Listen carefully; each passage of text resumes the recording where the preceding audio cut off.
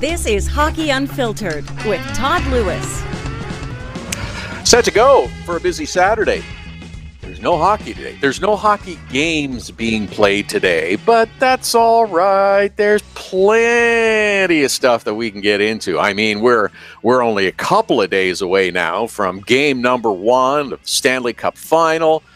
Vegas Golden Knights, Washington Capitals. It'll go shortly after 8 on Monday night after who knows what we're going to see in terms of a pregame show. There's that and a whole bunch of other stories around the National Hockey League as well. It is a very busy time of year. At Hockey Unfiltered, at Todd Lewis Sports, our Twitter and Instagram handles. We look forward to your comments, questions, and participation through social media. You can comment through our Facebook page as well. Great guest lineup as well. We haven't had him on for a while, but I'm excited that he's coming back. And as always, I'll have a whole bunch of questions because I've always got questions about officiating. Our friend Kerry Fraser, former NHL referee. He's reffed in Cup Finals, Olympics, Winter Classics, World Cups, and much more. We'll have a lot of officiating talk because it's been kind of a topic through the postseason as well. Bryan Burns covers the Tampa Bay Lightning for TampaBayLightning.com. Will join us. We will put a bow on the season, if you will, for the Tampa Bay Lightning. It's interesting, the review that's kind of taken place of the Lightning and their season so far. Scott Billeck, who covers the Winnipeg Jets, has been with us a number of times and always has good info about the Winnipeg Jets. They've got a lot of questions about that franchise headed into the offseason as well after their loss in the Western Conference Final to the Vegas Golden Knights. So we'll talk to Scott about what might be ahead for the Winnipeg Jets. And Brian McNally, covering the Washington Capitals, a little morning practice before they get set to head to Vegas and prepare for the Vegas Golden Knights in game number 1, all coming up on the program. At Hockey Unfiltered, at Todd Lewis Sports, as I mentioned, our Twitter and Instagram handles. That's where we're looking for your nominations as well. Hashtag is HU Dog of the Day. We do it every Saturday. We like you to send us your dog photos with your name, your dog's name.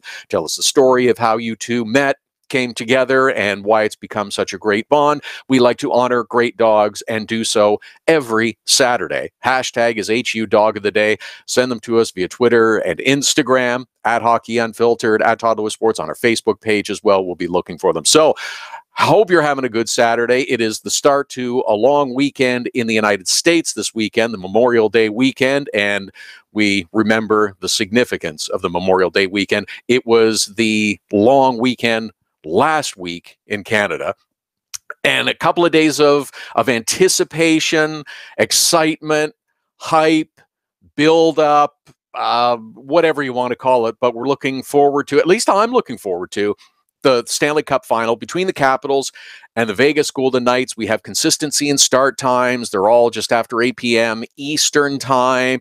It's a schedule that is built for television. That's what it's about. Game 1 Monday, Game 2 Wednesday, before a couple of days off, and it shifts back to Washington for Game 3 a week from today, and then Game 4 a week from Monday.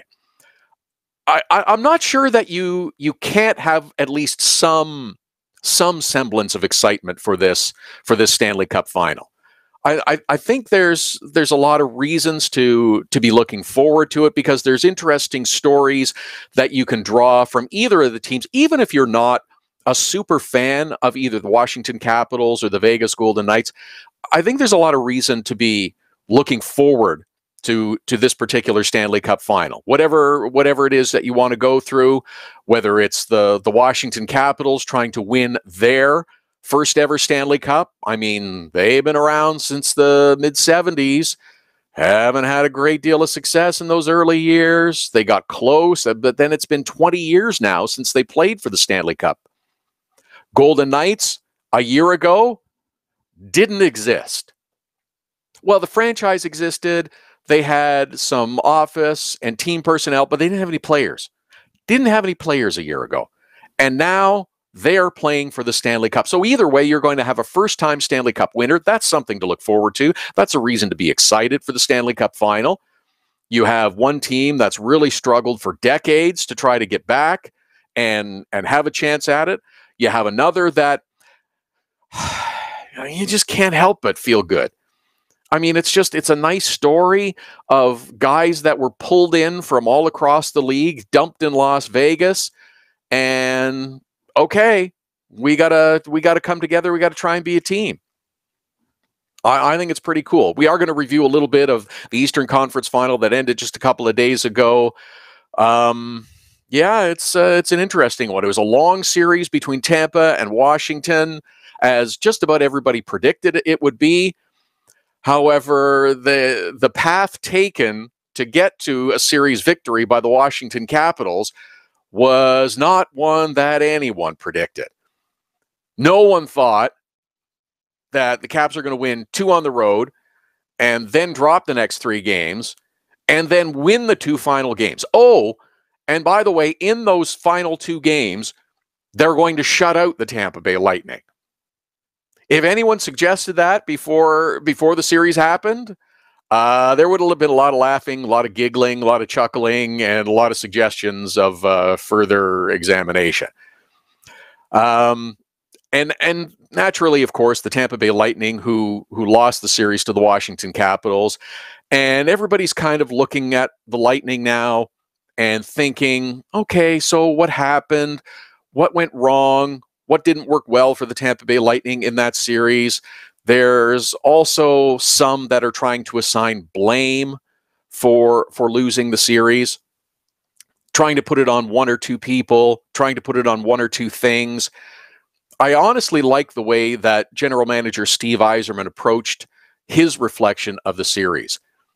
He's disappointed, but he's not ready to say that his team is a failure. And I can understand that from a GM perspective, that you don't want to be labeling a team, especially one like the Lightning, that you're going to have a number of those same players come back again next season. You don't want to call them a failure. But at the same time, I think it's fairly accurate. He's kind of putting the positive spin on it, and that makes sense in his particular role, but he's not trying to disguise what took place. Going into the series with Tampa and the Washington Capitals, they were the favorite. They were the favorite. They had been favorites to reach the Stanley Cup final since training camp for so many. Yes, they're a very good team. And yes, it was easy to see that they were a very good team right from the beginning of the season. They had a lot of high-end talent. They had a lot of people that could put the puck in the net. Big, strong, stud defensemen. They had a goaltender, while not proven over the distance of a regular season and having the starting role and being able to play 50, 60 plus games, looked to be very solid in net. Even with all that, even with all of those assets, they are a very good team, but they are not miles ahead of the competition. They are not, and have never been this season, the prohibitive favorite to win the Stanley Cup. If you look at the rosters of teams in the East and in the West, there's a lot of good teams, and there's a few very good teams in both the East and the West. So yes, while the Tampa Bay Lightning were quickly mentioned to be one of the top teams in the East and in the league, they are not and were not the prohibitive favorite to win the Stanley Cup. There's a lot of good teams in the NHL that are capable of winning the Stanley Cup. They are not a failure. They are not a failure this season because winning the Cup was not a foregone conclusion. There was not an enormous gap between the Lightning and the rest of the league. And yes, though, at the same time, Steve Yzerman agreed and admitted, and I think all fans of the Lightning and fans of the NHL will say, they've got to be better. If they are going to win a Stanley Cup, they have to be better next season. Look at Vegas, look at Washington. They were better when it counted, and they won their series. They've moved on. They have the privilege of playing for the Stanley Cup. Where that improvement comes from is going to be probably a few different areas for the Tampa Bay Lightning.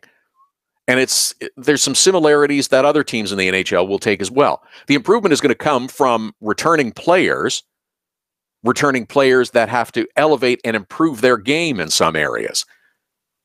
You don't have a whole roster get shut out for 2 games plus almost 2 other full periods and say, well, everything was fine. Their game has to be better. Whichever of the players on the current Lightning roster return next season, their game has to improve. And yes, there will be personnel changes. That's also something that Steve Yzerman addressed.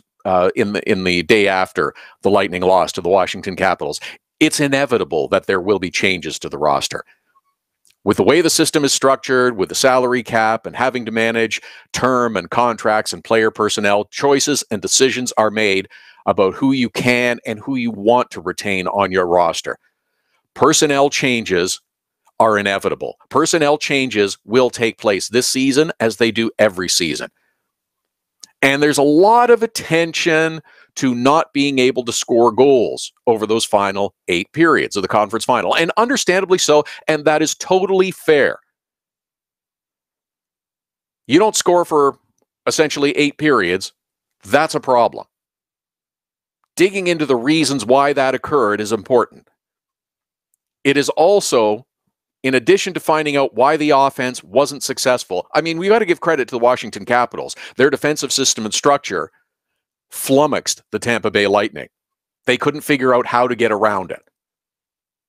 And when given the opportunity, the Caps capitalized. Sorry for that little pun. But digging into the reasons the Lightning weren't successful, not just from an offensive standpoint, but from a defensive standpoint, is vital as well.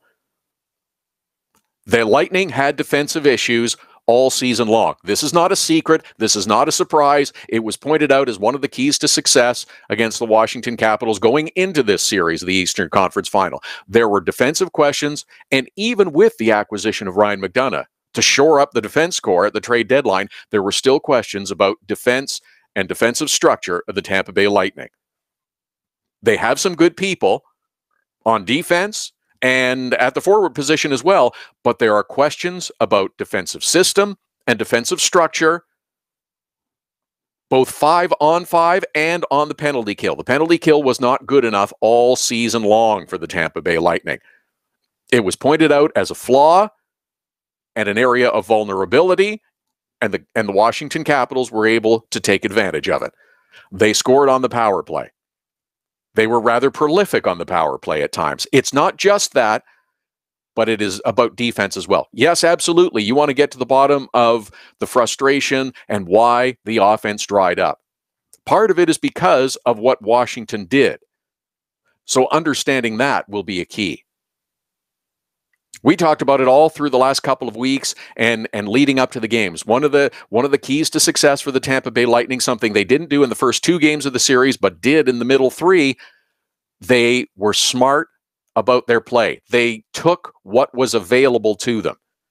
They couldn't figure out how to find what was available to them and became frustrated in the final 2 games. Washington was smart defensively. They became a little more physical. They took advantage of opportunities. They were victorious in the series. We'll get into a little bit more about the Tampa Bay Lightning and what to look for in the days ahead as they get set for the 18-19 season, where some mistakes were made, where things went wrong. There are some that are trying to assign blame to a particular person. I think that's a little bit overreaching. We'll get into a little bit of that and much more later on with Bryan Burns from TampaBayLightning.com. Scott Billeck will join us a little bit later on, covers the Winnipeg Jets for NHL.com, for the Winnipeg Sun, and Brian McNally with the latest on the Washington Capitals as they get set for the Stanley Cup final that begins on Monday in Vegas against the Golden Knights. And in our next segment, Kerry Fraser, former NHL referee, is going to join us. I'm looking forward to talking officiating and hockey and much more with Kerry Fraser. At Hockey Unfiltered, at Todd Lewis Sports, our Twitter and Instagram handles, hashtag HU Dog of the Day to send us your nomination for this week's Hockey Unfiltered Dog of the Day. Back with much more talking officiating and NHL hockey with Kerry Fraser right after the break. Hockey Unfiltered with Todd Lewis sends you to the biggest events at the best prices. This year, we've partnered with Seat Giant to give you special deals on tickets to NHL games, concerts, or other events. Simply go to SeatGiant.com, find the tickets you want. When you check out, use the promo code TODD for a special discount. That's promo code TODD for a special discount. Start saving with SeatGiant.com on your next purchase. Get your business started getting more leads. 1-844-SEO-LEAD. The number to call if you want more online leads for your business is 1-844-SEO-LEAD. Search engine optimization can be the difference between success and failure. It's no coincidence which businesses are listed first in Google searches. Call 1-844-SEO-LEAD. Now it's even easier to nominate your dog as the Hockey Unfiltered Dog of the Day. We do it every Saturday. Send us a photo on Twitter or now on Instagram with the hashtag HU Dog of the Day. We choose a winner every Saturday. That's simple. Now on Instagram or Twitter, send us the photo using the hashtag HU Dog of the Day, and your dog could be the one added to our gallery on the website and Facebook page. It's the Hockey Unfiltered Dog of the Day every Saturday. Cutting-edge design for manufacturing. Nova Product Design. Industrial design. Mechanical engineering and design. Nova Product Design provides experienced design for parts and assemblies, manufacturing, assembly, and serviceability. From plastic parts to sheet metal forming, mold and tool design, injection molding, and more. Nova Product Design. Visit novaproductdesign.com to learn more. So you had to get groceries, take your daughter to dance class, and a pipe burst in the kitchen. You missed Hockey Unfiltered with Todd Lewis. No problem. All of our shows are available as a podcast right after the show airs, so you can listen when life gets in the way of hearing us live. Subscribe through iTunes and get alerts as soon as the podcast is available, or go to our website, hockeyunfiltered.com, and listen. Plus, check out the other cool stuff. The Hockey Unfiltered with Todd Lewis podcast. Subscribe now through iTunes.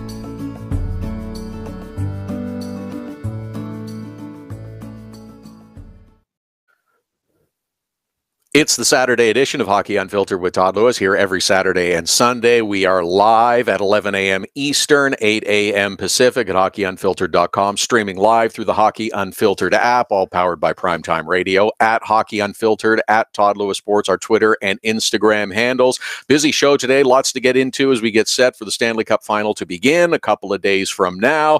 We'll talk to Bryan Burns from Tampa Bay Lightning.com, Scott Billeck from the Winnipeg Sun and NHL.com, Brian McNally with the latest on the Washington Capitals as well. And I'm happy to welcome our next guest back. It's been a long time since we've spoken, and I'm glad he's back. He is a former NHL referee, famous for his great book as well, The Final Call. He's refereed a few thousand NHL games, Stanley Cup playoffs, Olympics, Winter Classic, and much more. At K Fraser, the call is where you follow him on Twitter.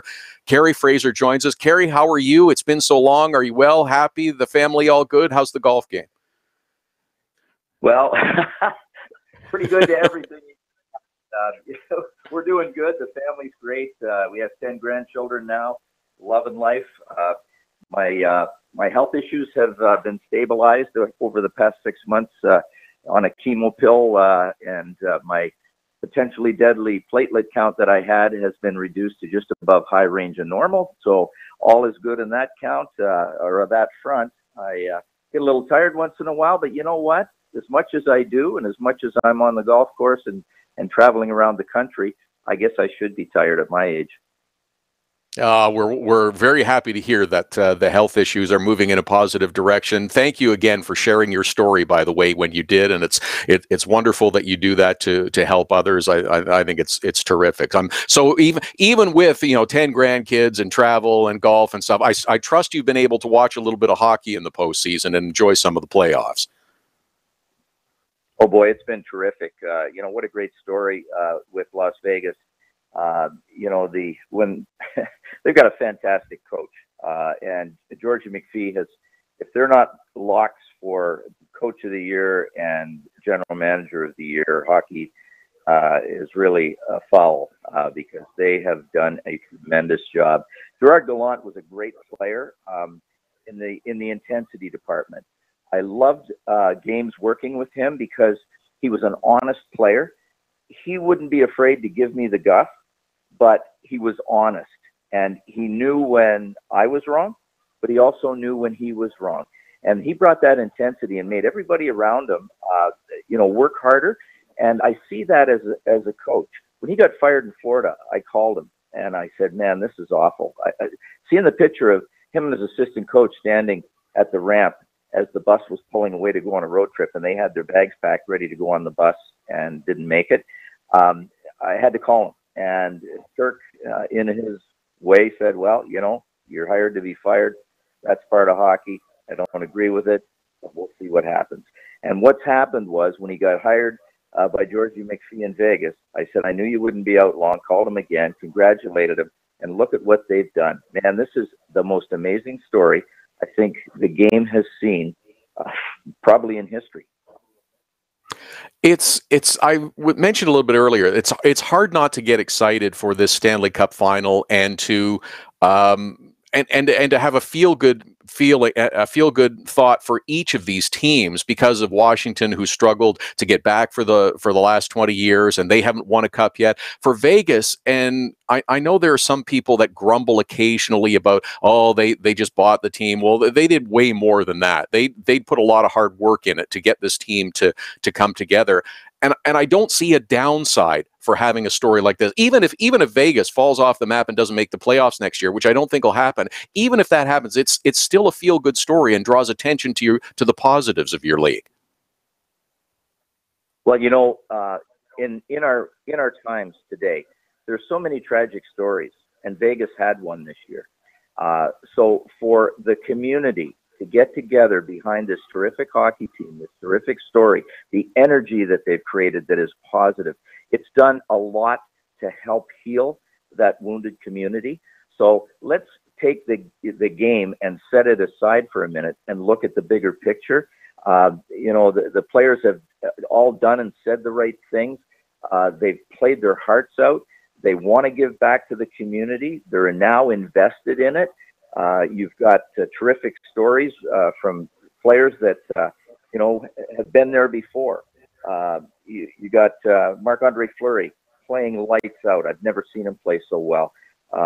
Again, all the good, positive stuff that has resulted from this far outweighs anybody that would ever say they bought a team. You know what? For $60 million, you should get something. So the draft that George McPhee and his staff assembled players, they did it wisely. They spent their money wisely. And the end result is, here we are, excited about them being in the Stanley Cup final. Ovi, on the other hand, great to see him. You know, I was on with Knuckles Nyland just before Game 7 that day, and they asked me, he and Sean Campbell asked me who was going to win. And I said, I don't think Ovechkin will be denied. Home ice meant nothing in that series. Both teams won in the other guy's barn. But on Game 6, you could see the determination, different from other years where Ovi tried to do too much on his own and just played long shifts and ended up, you know, defend against one guy. This Washington Capital team now has a complement of players, and Ovechkin is leading them with amazing energy. His physicality is incredible. I mean, I've seen him collide with players on the ice, big guys, and they were hurt. They went down. He just kept going with the puck. I mean, he's a beast, but he's got the right mindset right now. This is, you know, I'm sure what they feel is their time, their last shot, perhaps. You don't always get more than one. So it's going to be an amazing Stanley Cup final for sure.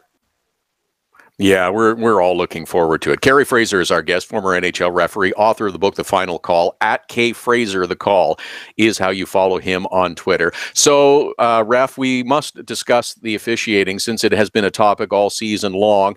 Give us your thoughts first off on how the officials have performed. I've been disappointed at times. I thought it's subpar at times. I understand that referees are going to miss calls, but I think it's just an illustration as much as anything that this game continues to speed up and I think is going to continue to get faster, and it shows how difficult that job is out on the ice.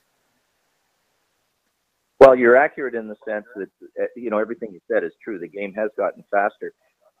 But disappointing is the word that I come up with. Cam Neely posted an article the other day, an interview, and said we have to look at the officiating. Boston was victimized on a couple of games where non-calls and wrong calls around the puck were demonstrated in their series with Tampa. I watch the officiating much differently than normal fans. I look for their positioning. I look for how they move their feet. I look for their hockey IQ, their intelligence an instinct that referees and linesmen have to develop as the play starts to develop ahead of them. You've got to see the ice in advance. I see far too many fellows, young officials particularly, that are in the wrong position at the wrong time. That takes coaching. It can be learned. It can be taught. I'm questioning whether or not that's happening. Obviously, in my opinion, it's not. They need to get better. You can't just say the game is fast and all of a sudden the officials can't keep up. That's not true. They're athletic. Look at Johnny Murray's wrestling match with Tom Wilson the other night. That was an athletic. And he out-muscled and restrained and contained an irate player whose emotional level and adrenaline was over the top. And Johnny Murray, the linesman, matched that intensity, matched that adrenaline in a police-keeping kind of way that did not use excessive force. He kept talking to him. Those are the kinds of things that we look for that are positive. Now that we're in the Stanley Cup Finals, you've got the high-end officials. Kelly Sutherland and Wes McCauley, I predicted we're going to do Game 7 the other night. They did a good job. They let them play. They stayed out of the way. The players now will respect the officials that are out there because they've developed a relationship with them. There's another area that the NHL officials have to get better because I stay in contact with a lot of current guys. I have media credentials in Philadelphia. I drop into the visiting team dressing rooms after games. I talk to guys that I was on the ice with. I had a long talk with Sidney Crosby not all that long ago. And the common theme and thread that I'm hearing is a lot of guys in stripes, you can't talk to them anymore. They're non-responsive. They put their hand up and shoo you away. Oftentimes they even curse at you. These are the kinds of things that have to be monitored and controlled and coached so that new officials coming in who have been somewhat incubated now that everybody's in the two-referee system, they haven't had to stand out there alone and control a game and control the emotional level, the tempo of the game. That heartbeat that I've often said goes rampant sometimes. You got to know when to bring it down. I just lectured with Ryan Walter at a Level 4 USA Hockey Coaches Clinic. We talked about the emotional level of the game. We talked about appropriate behavior. And from my end, it's about controlling your own emotions in a proper manner before you can be expected to control the game or control the intensity level of players and coaches that sometimes go over the edge. That's a great point that you're reminding all of us of, because you have to control your emotions. You can't let those get out of hand. It's about managing the players, and as you've described in your book and in previous conversations that we've had, it's about dialing down the temperature a little bit and getting a player to realize in a rational manner why you made a call, as opposed to the irrational manner in that he may be behaving and disputing and arguing a call with you. It's about game management as much as anything. I'm gonna question one point though, that I will say that Wes McCauley, Kelly Sutherland were pretty good the other night in game number 7, but I don't understand how both officials missed the boarding call on Cedric Paquette, because he labeled Brooks Orpik face first into the boards, and that should have been a penalty. Well, I've had a conversation with some other former players about that. On the surface, yes, it looks certainly like it should be a penalty. But if you watch the setup of that play, Paquette takes a shoulder check. He knows he's being tracked, and then turns and puts himself in a bad position. This is what puts the referees in a real hard spot, because the rule and the language of the rule says that if a player puts himself in that position at the last second, alters body position, and is checked, the player who's doing the checking is in the act and doesn't have time to alter based on the change in body position and body posture, be it lower, be it turn to the boards, then the onus, unfortunately, is on the victim as per the rules. And that's really a hard spot for the referees to be put in. I had a player that on a potential icing play, and it was Mike Fisher playing for Ottawa, was tracking a Buffalo player who was a real pain in the butt. His last name started with a K, and right at the last second at the goal line, Fish gave him a little bump, and the Buffalo player dove, launched himself into the board's face first in an attempt to draw a penalty. Now, I skated over, and I was going to give the player, the devil, for being so stupid to potentially injure himself to try and draw a penalty. When he turned his face to me, he was blood from eyebrow to chin. I was caught between a rock and a hard place. I was forced, by virtue of the injury and by virtue of the contact from Mike Fisher, to impose a game misconduct. It was a boarding major and a game misconduct. Mike Fisher is a terrific human being, and I had such respect for him. And I said to Fish at the time, I understand what you're saying. I was going to give him heck for taking a dive, but the end result is what I have to rule on here, and it's breaking my heart. It's killing me. And after the game, I wrote a report. I called, my report went to Colin Campbell. I called him on the phone, him and Mike Murphy. I said, guys, do me a favor. Please rescind that game misconduct. Now, it's not often that a referee asks his superiors to rescind a game misconduct. I implored them to do it. They agreed with it. The right thing was done, and Fisher didn't have a game misconduct chalked against his, his stats and down the road a potential one-game suspension. So those are the kinds of things we've got to get the players to think about their own safety. How many times, Todd, do you see players set themselves up in vulnerable positions, going straight in, do a shoulder check? They know the guy's coming, and then turn at the last second. Boy, I'll tell you, it's the winning and losing is really important, but what happens after you're done and your health is, I think, more important. I agree that there is. It's not just about the referees that make the calls. It's a widespread discussion and review and education process that needs to take place with officials on the ice, with players, with coaches, and including the fans in that as well, so that they understand better all of the ramifications of choices and decisions that are made by the referees to call penalties or not call penalties, and the players as well. One more quick one I got to ask you before I let you go, Kerry, is that we've seen the shift in video review with the office in Toronto now making the final call on interference. I like that officials got the call right when they switched the players in the penalty box and Victor Hedman was penalized in the Tampa series. And I believe you are still in favor of expanded video use, provided you list the parameters? Oh, I am. And where there's a double minor that was assessed incorrectly for a puck that hit Hedman in the face. Those are the kinds of things that perhaps need to be looked at with an expanded review process, because the four officials got it wrong. It happens. But everybody else in the hockey world saw it on a replay. The coach saw it. The team saw it at the bench. Everybody but the four officials knew what had actually happened. So an appeal on a double minor penalty like that with a high stick, or even a puck over the glass, which is really difficult, other than in Winnipeg when everybody's wearing white shirts, tell where the puck is based on the snow background. Those are the kinds of things that they need to look at. I don't like the fact that hockey operations makes the final call. I never did, and I never will. I want those calls to be made by officials.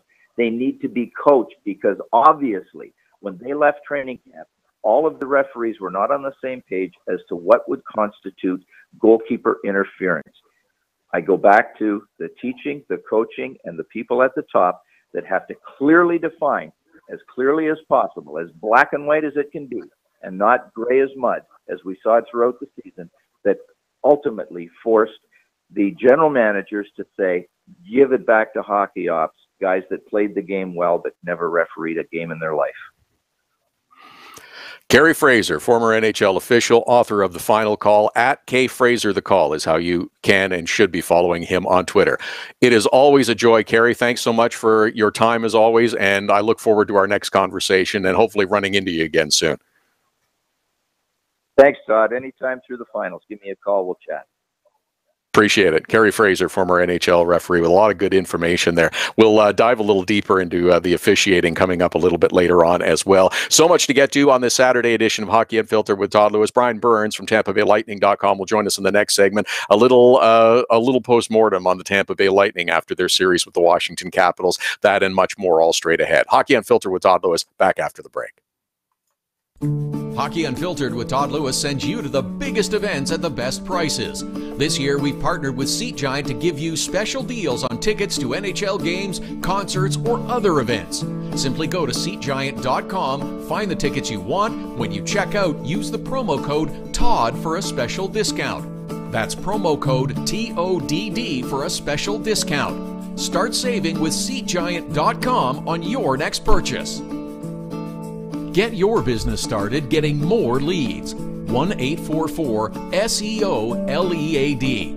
The number to call if you want more online leads for your business is 1-844-SEO-LEAD. Search engine optimization can be the difference between success and failure. It's no coincidence which businesses are listed first in Google searches. Call 1-844-SEO-LEAD. Now it's even easier to nominate your dog as the Hockey Unfiltered Dog of the Day. We do it every Saturday. Send us a photo on Twitter or now on Instagram with the hashtag HU Dog of the Day. We choose a winner every Saturday. That's simple. Now on Instagram or Twitter, send us the photo using the hashtag HU Dog of the Day, and your dog could be the one added to our gallery on the website and Facebook page. It's the Hockey Unfiltered Dog of the Day every Saturday. Cutting-edge design for manufacturing, Nova Product Design. Industrial design, mechanical engineering and design. Nova Product Design provides experienced design for parts and assemblies, manufacturing, assembly, and serviceability. From plastic parts to sheet metal forming, mold and tool design, injection molding, and more. Nova Product Design. Visit novaproductdesign.com to learn more. So you had to get groceries, take your daughter to dance class, and a pipe burst in the kitchen. You missed Hockey Unfiltered with Todd Lewis. No problem. All of our shows are available as a podcast right after the show airs, so you can listen when life gets in the way of hearing us live. Subscribe through iTunes and get alerts as soon as the podcast is available, or go to our website, hockeyunfiltered.com, and listen. Plus, check out the other cool stuff. The Hockey Unfiltered with Todd Lewis podcast. Subscribe now through iTunes.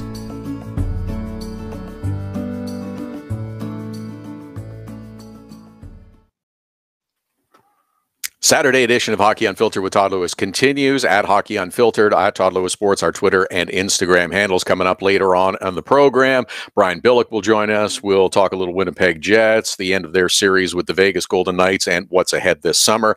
Bryan McNally also coming up with the latest on the Washington Capitals, wrapping up a little morning skate, getting set to head to Vegas to take on the Golden Knights in game number 1 of the Stanley Cup Finals. Bryan Burns has been with us a number of times this season to give us the lowdown on the Tampa Bay Lightning. You can follow him on Twitter at BBurnsNHL, and he joins us now. Bryan, I know we're a little late. Thanks for indulging me with the time and being a bit tardy. I watched and I listened to a number of the comments from the Tampa Bay Lightning players and coaches and the general manager, Steve Yzerman, the day after the loss to the Washington Capitals. It made me wonder if it might have been better to have the exit meetings and the media availability a couple of days after. It looked like a lot of people were still really wounded by that loss in Game 7. Yeah, absolutely. And John Cooper even alluded to as much, that you really need about a week or so just to really decompress from everything that's happened. And I think, they were a little bit in shock. They thought, being up 3-2 and the way they were playing through Game 5, they really hadn't played or put together a complete game yet, and really hadn't shown the Capitals their best game. And I think the coaching staff and the players felt like over those last 2 games that in at least one of them, they'd be able to put together a pretty complete performance and get the job done. And I know, less than 24 hours after that's over, to have to go and do exit interviews and talk about the failures of what had been a really good regular season, a franchise, record-setting regular season for the Tampa Bay Lightning, and then to have it all come up short again, 3 times in the last 4 seasons. It was still a bit too sudden for everybody to kind of compartmentalize what this season meant to the franchise. And it's difficult to, in such a short period of time as well, to do an accurate assessment of, okay, this is a particular area that we need to look at, or this is a particular line combination, or something as part of their game. I mean, it's still, you need time to let it sink in, to go back and review through some video. It did seem clear, though, that after going almost the final 2 periods of game number 5, through the entire game number 6 without scoring, that frustration definitely set in game number 7 with the Lightning.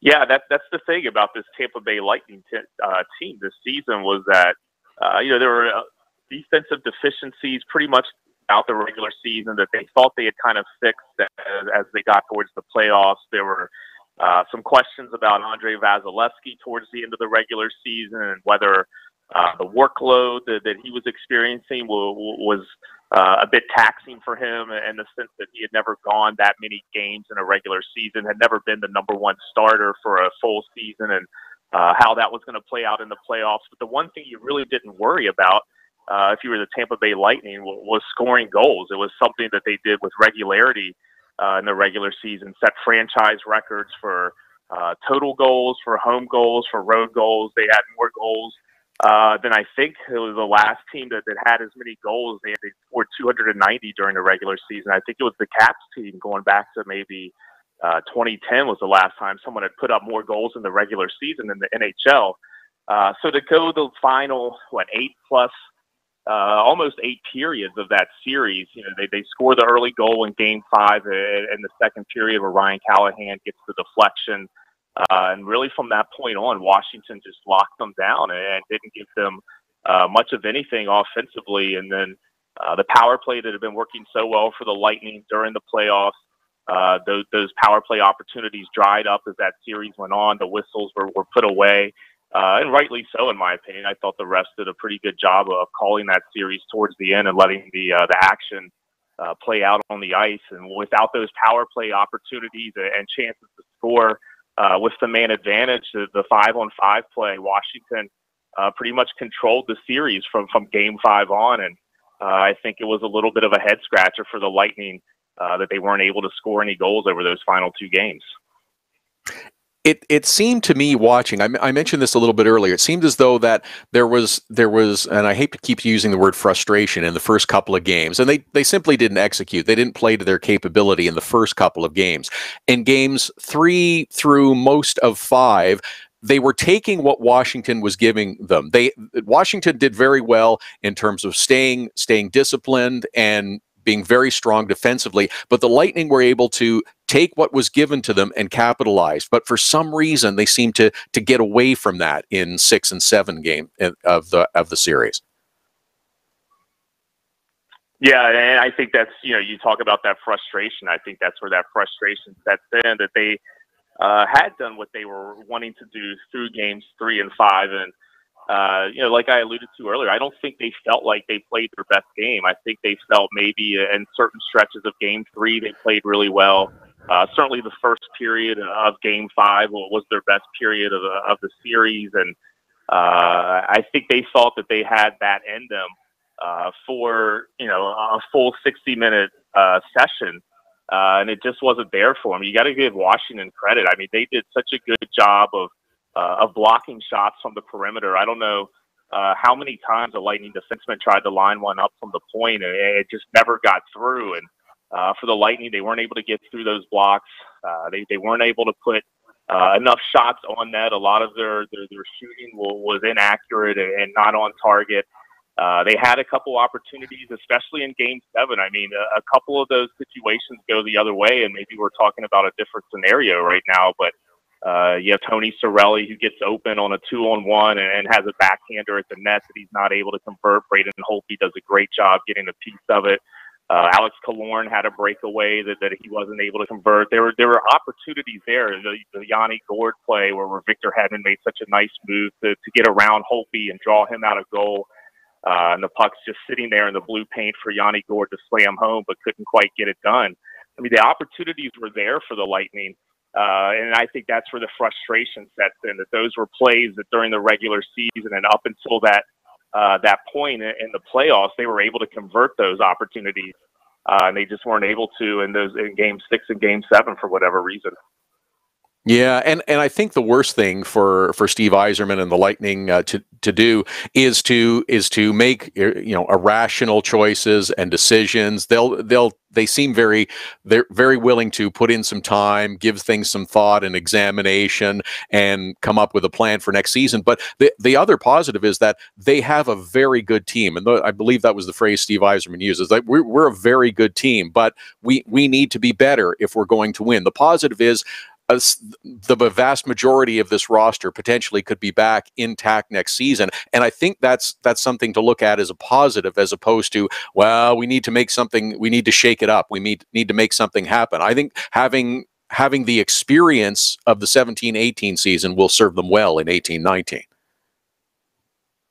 Yeah, absolutely. And you look at this roster, and really pretty much everybody is signed up for another year. There's not, you've got a couple guys that are on 1-year deals, like Andre Schuster and Slater Cuckoo. I think JT Miller, he's a restricted free agent after this season, but all indications are the Lightning would certainly like to welcome him back, and what he was able to do once the trade from the New York Rangers, and he was able to come over and played really well down the stretch and into the playoffs. So talking to the guys during those exit interviews, it certainly seems like they're maybe just missing one or two pieces. Maybe it's a shift in philosophy as far as their systems and how they run them, but I don't see any wholesale changes. And certainly I don't think GM Steve Yzerman is the type of person that's going to make a rash decision just based on the results of these last 2 games against the Washington Capitals. I think it's a case where they sit down and let things marinate for a little bit. Don't make any rash decisions. And I don't see any wholesale changes coming for the Lightning. I think maybe just maybe adding a veteran piece or two, or something that was just maybe missing from the squad. I think maybe they'll try to address that in free agency, but I think you'll see pretty much the same team next year for the Lightning. And just one more quickly before I let you go, Brian. The other thing is the positives that you mentioned. Anthony Cirelli, who came up late in the year and has grown significantly in the final quarter of the season. You can expect him to hopefully continue that maturity. Yanni Gourde was sensational this year, and Mikhail Sergachev as well, playing in the NHL, playing the whole season as a teenager. Again, these are areas that you can build and improve your team moving forward. Yeah, absolutely. Steve Yzerman said that Mikhail Sergachev was playing his best hockey as the playoffs went on, that he was really impressed with how he was able to develop this year as a 19-year-old defenseman. And I'm sure this will be a big off season for him to work and develop his game even more. And I think you'll see his role expand next year with the Lightning. Tony Cirelli is another guy that you mentioned that I thought had a great conference final series. Did a lot of little things that really were winning type plays that helped his team out and made his line a force. And I think his role is going to expand. Another guy, Adam Ernie, he didn't really get to.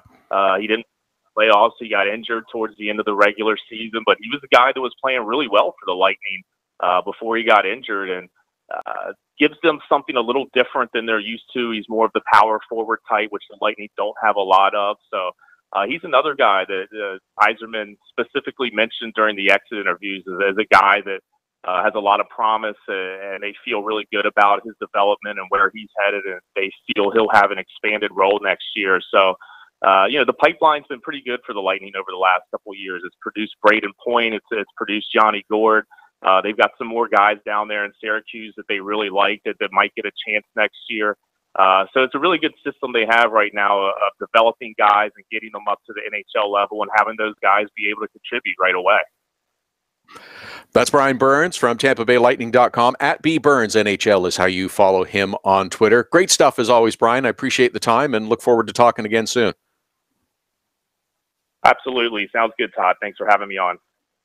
Thank you. Bryan Burns from TampaBayLightning.com with, yes, a disappointing end to the season for the Tampa Bay Lightning. A lot of people had them going through and playing for the Stanley Cup, but it will be the Washington Capitals. And as always, when a team doesn't move on, you look for areas to improve and questions. And of course, the finger pointing that begins as to who's to blame. And a lot of it is going toward Steve Stamkos right now. Some criticism, fair. Some of it, well, let's just call it asinine. We'll get into that and a few other things in our remaining segment this hour. Also coming up in hour number 2, Scott Billeck will join us. We'll look back on the Winnipeg Jets season, and Brian McNally with the latest on the Caps as well, who have finished a morning practice and are getting set to head off to Vegas. At Hockey Unfiltered, at Todd Lewis Sports, our Twitter and Instagram handles. Hockey Unfiltered with Todd Lewis, back after the break. Hockey Unfiltered with Todd Lewis sends you to the biggest events at the best prices. This year, we've partnered with Seat Giant to give you special deals on tickets to NHL games, concerts, or other events. Simply go to SeatGiant.com, find the tickets you want. When you check out, use the promo code TODD for a special discount. That's promo code TODD for a special discount. Start saving with SeatGiant.com on your next purchase. Get your business started getting more leads. 1-844-SEO-LEAD. The number to call if you want more online leads for your business is 1-844-SEO-LEAD. Search engine optimization can be the difference between success and failure. It's no coincidence which businesses are listed first in Google searches. Call 1-844-SEO-LEAD.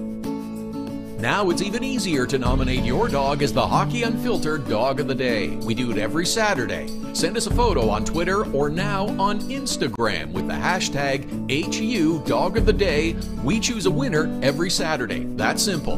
Now on Instagram or Twitter, send us the photo using the hashtag HU Dog of the Day, and your dog could be the one added to our gallery on the website and Facebook page. It's the Hockey Unfiltered Dog of the Day every Saturday. Cutting-edge design for manufacturing, Nova Product Design. Industrial design, mechanical engineering and design.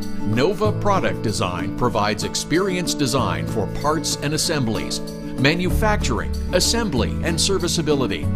From plastic parts to sheet metal forming, mold and tool design, injection molding, and more. Nova Product Design. Visit novaproductdesign.com to learn more. So you had to get groceries, take your daughter to dance class, and a pipe burst in the kitchen. You missed Hockey Unfiltered with Todd Lewis. No problem. All of our shows are available as a podcast right after the show airs, so you can listen when life gets in the way of hearing us live. Subscribe through iTunes and get alerts as soon as the podcast is available, or go to our website, hockeyunfiltered.com, and listen. Plus, check out the other cool stuff. The Hockey Unfiltered with Todd Lewis podcast. Subscribe now through iTunes.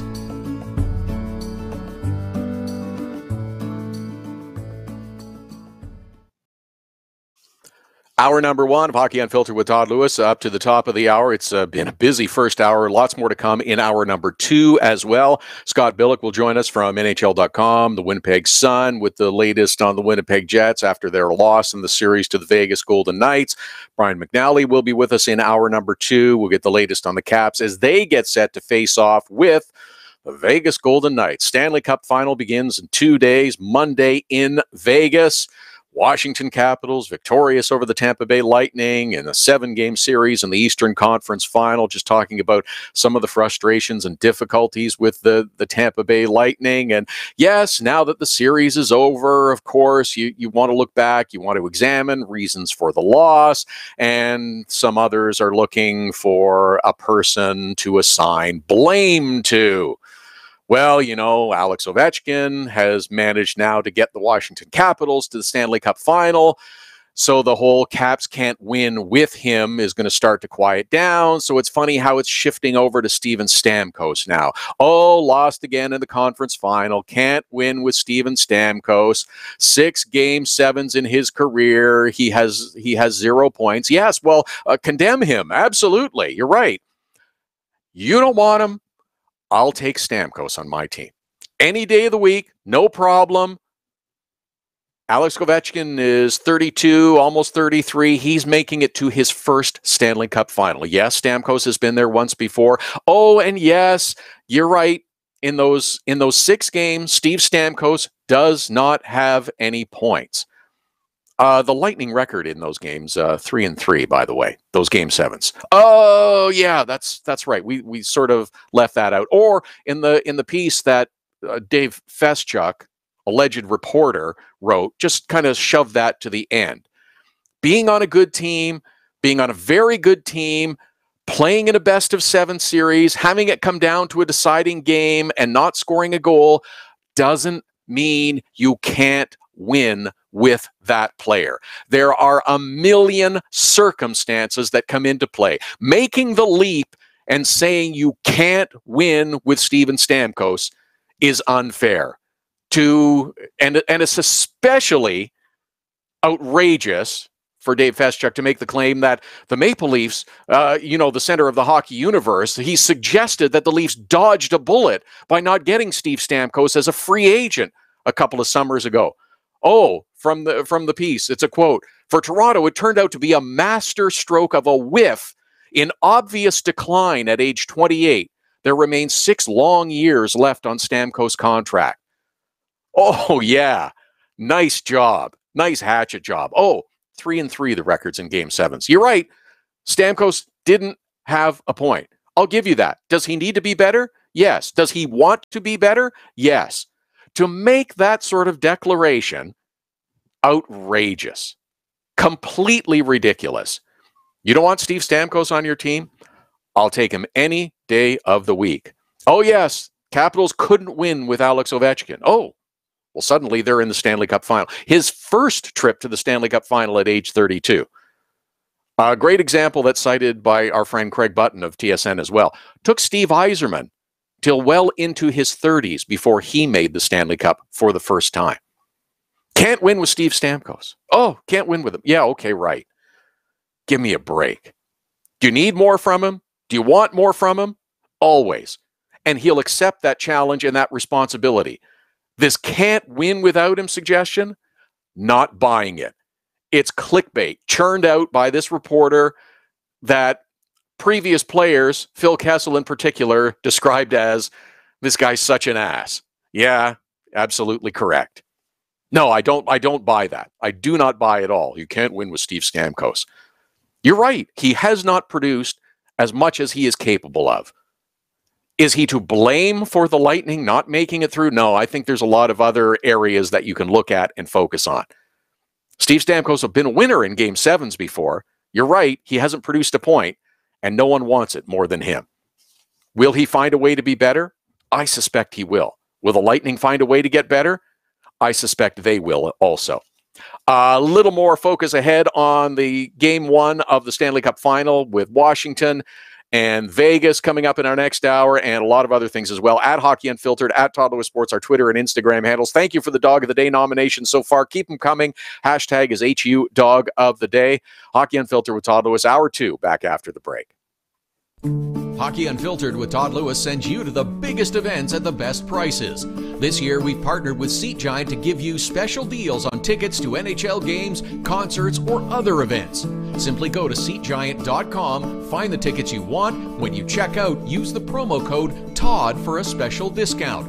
That's promo code TODD for a special discount. Start saving with SeatGiant.com on your next purchase. Get your business started getting more leads. 1-844-SEO-LEAD. The number to call if you want more online leads for your business is 1-844-SEO-LEAD. Search engine optimization can be the difference between success and failure. It's no coincidence which businesses are listed first in Google searches. Call 1-844-SEO-LEAD. Now it's even easier to nominate your dog as the Hockey Unfiltered Dog of the Day. We do it every Saturday. Send us a photo on Twitter or now on Instagram with the hashtag HU Dog of the Day. We choose a winner every Saturday. That's simple. Now on Instagram or Twitter, send us the photo using the hashtag HU Dog of the Day, and your dog could be the one added to our gallery on the website and Facebook page. It's the Hockey Unfiltered Dog of the Day every Saturday. Cutting-edge design for manufacturing. Nova Product Design. Industrial design. Mechanical engineering and design. Nova Product Design provides experienced design for parts and assemblies, manufacturing, assembly, and serviceability. From plastic parts to sheet metal forming, mold and tool design, injection molding, and more. Nova Product Design. Visit novaproductdesign.com to learn more. So you had to get groceries, take your daughter to dance class, and a pipe burst in the kitchen. You missed Hockey Unfiltered with Todd Lewis. No problem. All of our shows are available as a podcast right after the show airs, so you can listen when life gets in the way of hearing us live. Subscribe through iTunes and get alerts as soon as the podcast is available, or go to our website, hockeyunfiltered.com, and listen. Plus, check out the other cool stuff. The Hockey Unfiltered with Todd Lewis podcast. Subscribe now through iTunes.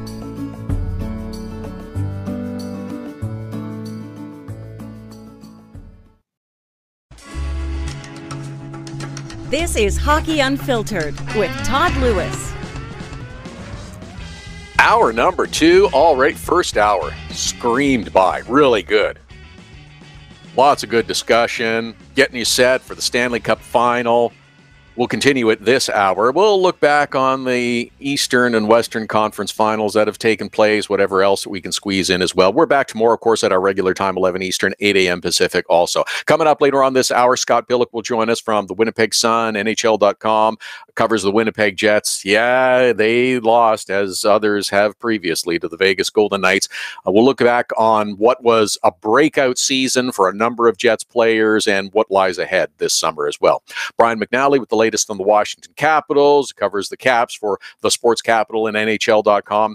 Caps had a little skate this morning. Talk about that and what to look forward to with the Washington Capitals getting set to challenge the Vegas Golden Knights. Game number 1 of the Stanley Cup final goes Monday, little after 8 Eastern. At Hockey Unfiltered, at Todd Lewis Sports, our Twitter and Instagram handles, where we are accepting and receiving your Dog of the Day nominations. Hashtag is HU Dog of the Day. It's something we do every Saturday. We have for a number of years, because you seem to enjoy it as we do and respond every week. It's very gratifying.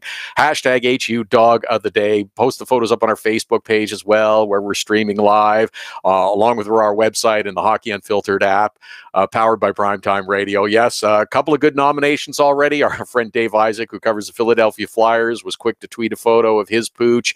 At mbailey010, nice photo. We like that. Include your name, dog's name. If there's a nice story of how you met. We love service dogs and the like. So yes, we're looking for your Dog of the Day nominations, and we're looking forward to, I know it's still a couple of days away. It's a few days of anticipation building, and you'd like to think that maybe we could figure out the schedule a little bit better, that there isn't long layoffs between rounds. It's difficult though with playoffs like this that have multiple series with so many teams, a different building. So we got a couple of days off. It's a full weekend without hockey. It's a holiday weekend in the United States, Memorial Day, and we recognize its significance. So it's no Saturday night without hockey, which is such a Canadian institution. Those of us that grew up in Canada, it was part of your culture. It's part of your fabric. It's part of your lifestyle. Saturday night hockey, the tradition. So we're adjusting to and getting used to that. But equally so, I'm looking forward to and excited about the prospect of a Washington and Vegas Cup final. First-time Cup winner. That's special. That's exciting. A team winning its first Stanley Cup. That is special. That is a significant moment in franchise history. And one of these two teams is going to do it. And it's going to be a great story, whichever team it is, because Washington, after coming into the league in the mid-'70s, having such an awful expansion record and struggling for so long, made it to the final, 20 years ago and took 2 decades to get back again. If they win their first, they'll have endured a lot to get there.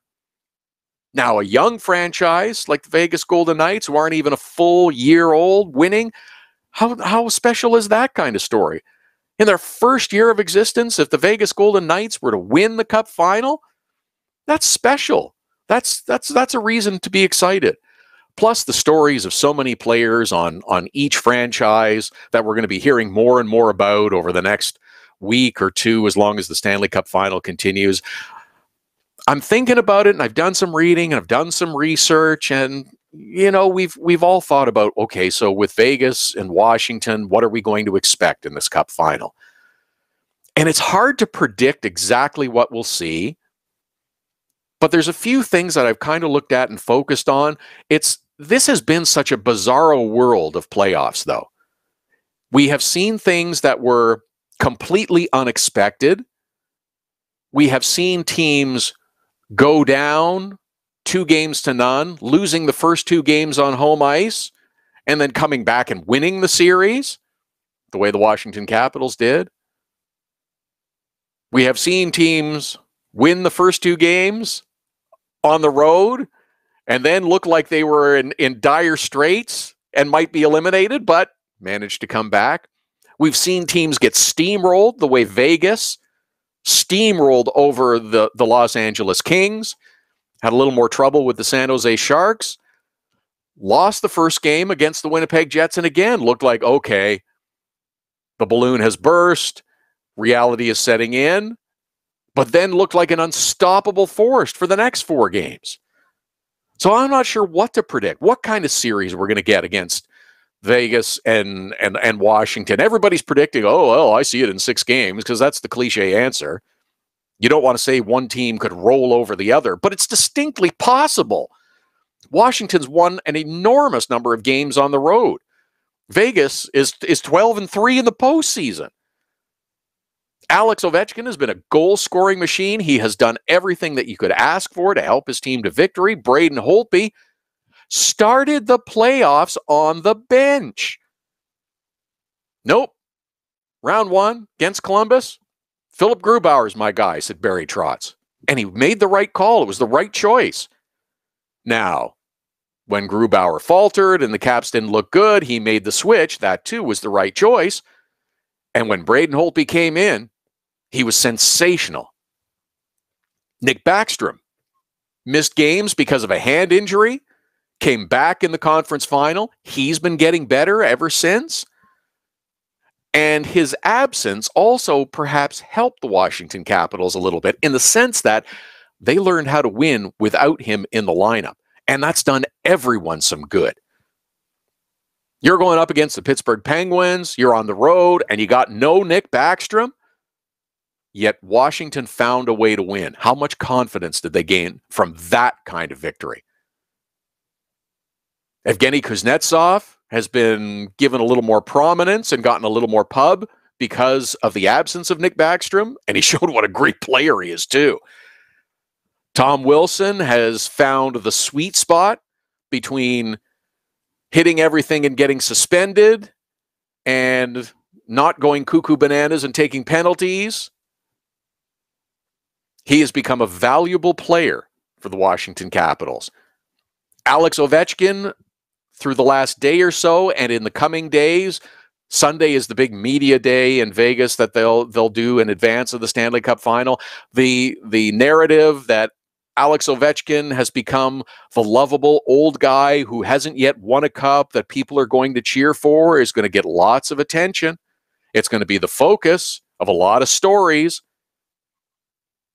Amazing to think that there were and there still are so many that don't buy his genuine enthusiasm and his genuine excitement for success. Not just his own, but that for his teammates as well. All those derisive comments over the years. Oh, that's celebration. That's fake. He doesn't mean that. He's just yelling and jumping into the glass and running around to focus attention on me, draw it on me. Look at me. Look what I've done.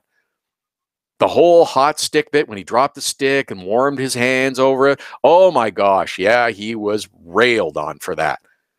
Heaven forbid an NHL player ever show any sort of personality. That enthusiasm is genuine. That excitement is genuine. If you saw him post-game after the victory in Game 7 over the Tampa Bay Lightning, when he was almost speechless a number of times in interviews, yeah, that's a genuine excitement. That's someone who is finally getting a chance to play for the Stanley Cup, something that they have worked their whole life for to this point. It wasn't all just about him. Yeah, he's a shooter, he's a goal scorer, so he's going to get lots of attention. But he is just as excited and happy for his team and his teammates to get their due. Other things to keep an eye on for this series. Barry Trotz has never been to the Cup final before. He'll also get the sentimental treatment. Oh, wouldn't it be nice if Barry Trotz could win a Stanley Cup? It will on the other side, too. And Barry Trotz has been and will be over the next day or so while the media availability happens. He's also going to get asked about his contract. His deal is up at the end of this year, and some are going to ask about it. Do you really think that these discussions were going to take place during the playoffs? They're sure not taking place now. That die was cast before the year began. There was no contract extension for Barry Trotz coming into this season. It was not going to happen during the season. The reason for that is Washington Capitals hadn't been able to get past the second round of the playoffs, and they expected more. And if Barry Trotz wasn't going to be able to deliver it, they were going to have to move on and get another coach. There is not going to be contract talk now, and why would there have been through the playoffs? Because he had to achieve success in the playoffs. It was going to be dealt with when their season came to an end, whenever that was. Playoff success was a key factor in whether or not Barry Trotz was going to be back. Now, there's going to be so much attention and so much focus. Washington will have to, you would think, offer him a contract for next season and beyond. And he's going to be in a rather good position to demand a significant pay envelope and significant term on that contract. So it makes you think that if you're Barry Trotz, do you want to come back to that situation? All the focus, all the attention, all the pressures, do you want to come back to that? Or do you want to maybe catch your breath and pick and choose a situation that you think is better? This is going to be about as much him wanting to come back and agreeing to come back as it will be about the Caps and how come you haven't offered him a contract extension?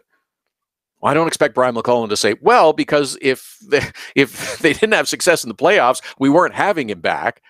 But it'll be put in a nice soundbite form of, we agreed that this would be something we would approach and discuss after the season. Wasn't going to happen during the year, was never going to happen during the playoffs. It was going to be dealt with after the season. Washington Capitals lines at practice this morning, pretty much what you would expect. There was some good news as well that Devontae Smith-Pelly was back on the ice after getting clunked in the head with a puck in game number 7. He came back in the game, but did leave again. He was out on the ice for the post-game celebration, which is good. And Brooks Orpik, that was slammed into the boards from behind by Cedric Paquette, was also out onto the ice. I still don't know how Wes McCauley and Kelly Sutherland missed that one, because the puck was there, Brooks Orpik was facing the boards, and Cedric Paquette leaned into him and planted his face into the glass. I don't know how two veteran NHL referees, reputed to be best in the business, missed that one. It's because they didn't miss it. They chose not to call it. They did not call that. They were, as some often use the expression, letting them play. And when you let them play, things get exaggerated. Oh, we'll let a little more go. Oh, we'll let a little more go. And then all of a sudden, it's gone too far. And you got to try to reel it back in. I get that you have to manage the players out on the ice, but you have to call the penalties. You have to call the legit penalties. And when you hit a guy in the numbers from behind and face plant him into the glass, damn it, that's a penalty. And you are obligated to call that. You are negligent if you don't. And Wes McCauley and Kelly Sutherland were negligent in their duties in that game. At Hockey Unfiltered, at Todd Lewis Sports, our Twitter and Instagram handles. We'll get into more what to expect from the Vegas perspective. There's a whole bunch of other NHL stories as well. New coaches are getting hired, assistant coaches, and we'll get in as much as we can before the hour is out.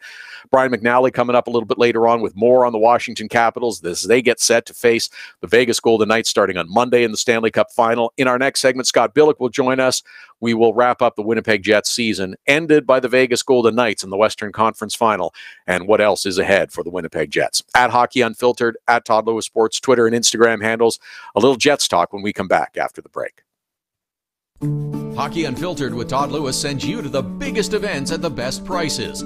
This year, we've partnered with Seat Giant to give you special deals on tickets to NHL games, concerts, or other events.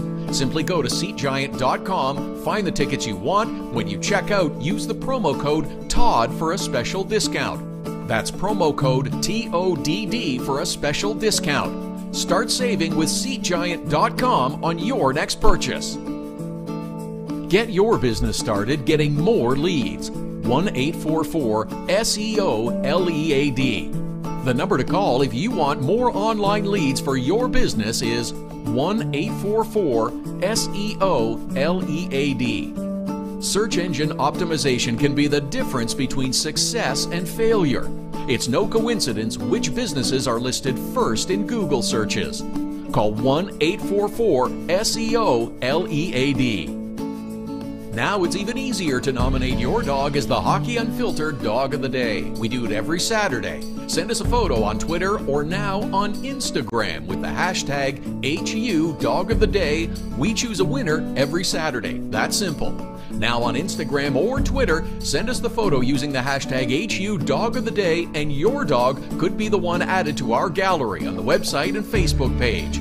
It's the Hockey Unfiltered Dog of the Day every Saturday. Cutting-edge design for manufacturing, Nova Product Design. Industrial design, mechanical engineering and design. Nova Product Design provides experienced design for parts and assemblies, manufacturing, assembly, and serviceability. From plastic parts to sheet metal forming, mold and tool design, injection molding, and more. Nova Product Design. Visit novaproductdesign.com to learn more. So you had to get groceries, take your daughter to dance class, and a pipe burst in the kitchen. You missed Hockey Unfiltered with Todd Lewis. No problem. All of our shows are available as a podcast right after the show airs, so you can listen when life gets in the way of hearing us live. Subscribe through iTunes and get alerts as soon as the podcast is available, or go to our website, hockeyunfiltered.com, and listen. Plus, check out the other cool stuff. The Hockey Unfiltered with Todd Lewis podcast. Subscribe now through iTunes.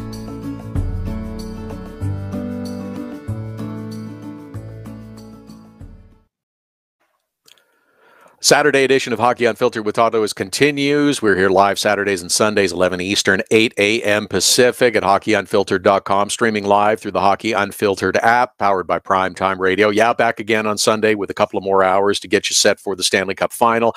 Vegas and Washington go starting on Monday night. Then they play Wednesday, then a couple of days off, and then it's Saturday and Monday in Washington, the first four games. Brian McNally coming up a little bit later on this hour with the latest on the Washington Capitals. We're happy to welcome back our friend from NHL.com, the Winnipeg Sun. At Scott Billeck is how you follow him on Twitter, and Scott joins us now. Scott, I haven't seen any evidence, but from the exit interviews, Patrick Laine said that mangy, ugly beard was coming off this weekend. Have you seen visual proof that has happened yet? Because I'm not sure I can look at it anymore. Yeah, no, it's definitely happened. He sent out a post on Instagram yesterday. It was in his little Instagram story, and he was clean shaven, all except for he left a little bit of his very clear, transparent mustache on his upper lip, of course. But other than that, yeah, he is clean shaven, and the gnarly beard that he had all season is it's clean off right now. Okay, gnarly is a complimentary word for that. That was something else, that thing. But to more serious topics now. This I know that losing to the Vegas Golden Knights hurts, especially after losing 4 games straight after winning the opening games. But I don't think Winnipeg and Winnipeg Jets fans can be anything but pleased with what they saw with the Jets team this year. And I think it helps create an excitement for what's to come in years ahead, because there's a lot of young talent and there's a lot of things to be positive about going forward. Yeah, I mean, you look at this Jets team, and what the expectation was heading into the season, and of course it wasn't Western Conference Finals. This team was you expected them to take a step, but that step would have been okay. Well, let's we're a team that's kind of still in this rebuild, and we got a little bit the young talent and that sort of thing, and so the mindset for them was let's get into the playoffs. So I think we can do that and then see what happens. And they did that, but I mean, they also did it in pretty spectacular fashion, finishing second in the league in points, and all that came with it. So the expectations then kind of ramped up. But after the disappointment of going out to Vegas and going out to an expansion team, now they're the third team now to do it, and that's kind of it's an interesting thing to kind of watch that. But that aside, I think when fans kind of were able to take a bit of a step back and just look at the season as a whole. You look at the Jets team and what they were able to do, get to the Western Conference Final, maybe gas out a little bit at the end there. But all these things were, far exceeded the expectations of what the team had for coming in. And so, you look at Liney, he's up over 40 goals now. You had Kyle Connor as a rookie come in, score 30.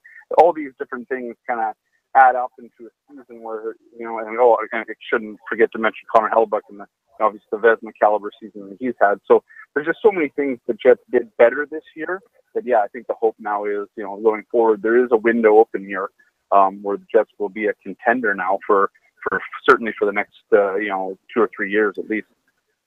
Is one of the things that Jets fans have to understand is not to have unrealistic expectations. I'll draw the parallel between Winnipeg and Edmonton a season ago. They had that great breakout year and thought that they were on their way, and then it all went in the dumper this particular season. I don't think the same thing happens for the Winnipeg Jets, but I think that there will be some that have unrealistic expectations, like, oh yeah, so we're walking through to the Western Conference Final and likely playing for the Stanley Cup next season.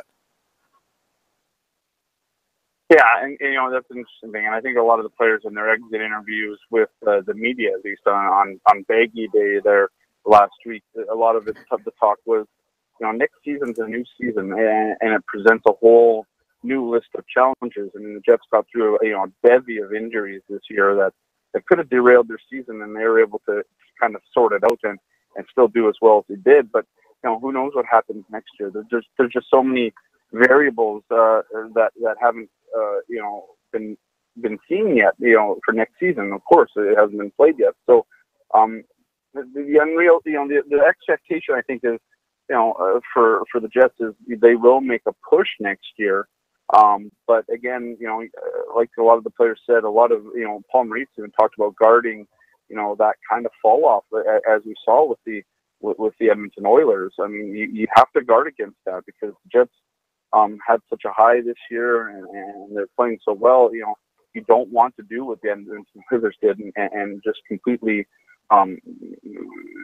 disintegrate, from the team that they were the year before. They got into the same spot. So, I think the Jets, like you said, I don't think that's going to happen with this team. But I think expectations for this team can't be like, we're going right to the final next year because they're a year older and all that kind of stuff. They need to figure out that, they're saying all the right words, but they just need to figure out that everything is different, new season, all these new challenges and that sort of thing. And it just has to start there. And you just reset and you don't really think about the season before and all the success you had, because you got to repeat it again and go further this time if you want to get to where the Capitals and the Golden Knights are this year. Scott Billeck is our guest, covers the Winnipeg Jets for the Winnipeg Sun, NHL.com, at Scott Billeck to follow him on Twitter. There's also a number of questions about the Winnipeg Jets and how they proceed forward. Their building and market limits them in terms of what kind of salary structure they're going to be able to afford. And there's a number of unrestricted and restricted free agents that are on this roster. And I suspect a number of those decisions are going to have to be made rather quickly. Everybody knows about the Paul Stastny acquisition at the deadline. Now, I don't know that they can offer Paul Stastny what he is going to get on the open market. But if they can come to an understanding on dollars and term, I think he would be a nice fit to have come back for a couple of seasons. Yeah, the Paul Stastny thing is very interesting. You know, it's almost like one of those relationships where you just like to forget that it happened because you know, he came in and did so well, and then you got to realize that you know, well, he's done so well, you don't want him to leave anymore. You know, like he was able to kind of he was the glue in the middle of Nikolai Ehlers and Patrick Laine, especially Patrick Laine. Just able to play with him. A smart player, easy to pick up on. Was able to make the passes to Laine. And when Stastny came in, his line was, you know, my job here is to get the puck to the two guys beside me, and that's what he was able to do. And you know, they didn't have a great. Nikolai Ehlers didn't have a great playoff. I didn't think the line was horrible.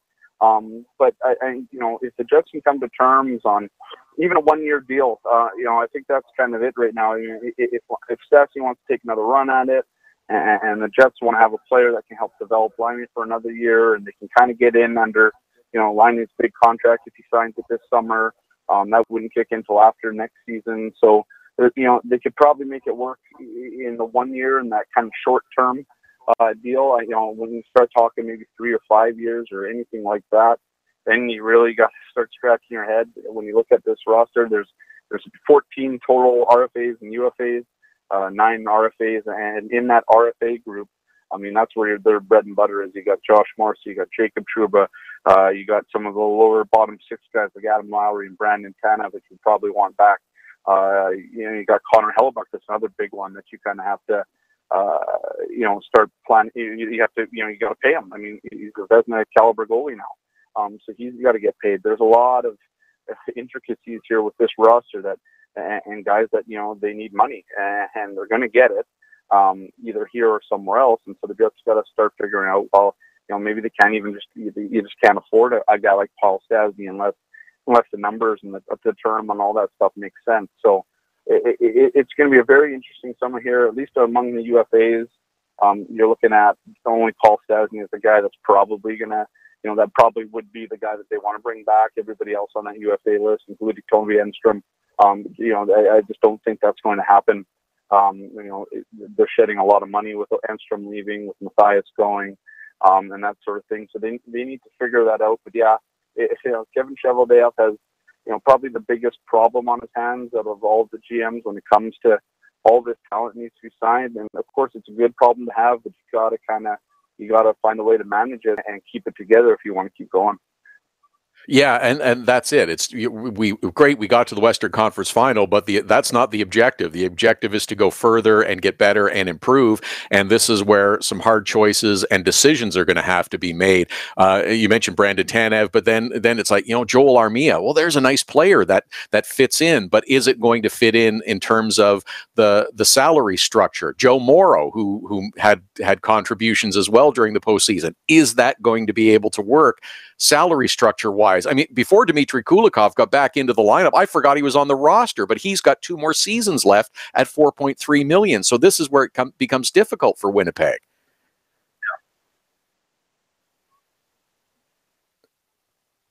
Yeah, you know, Joel Armia is again a guy, like you said, that they want back, and then Joe Morrow. I think Joe Morrow is a guy that they're going to want to go hard after. I think Joe Morrow came in and he was not expected to play at all. I mean, he was supposed to be that 7th or 8th defenseman who, if the Jets were healthy, and, you know, that wasn't a thing that the Jets did this year. They just weren't a healthy team. But you know, the fact of the matter is that Joe Morrow came in and played well and probably outplayed a lot of other guys. But when the Jets were kind of healthy in the playoffs, they wanted, you know, they didn't play him. And and they want to bench Rod for some of those heavier. But, there's a lot of fans here clamoring to have Joe Morrow be in the lineup, and he showed that he can be good, and he's a little on the cheaper side.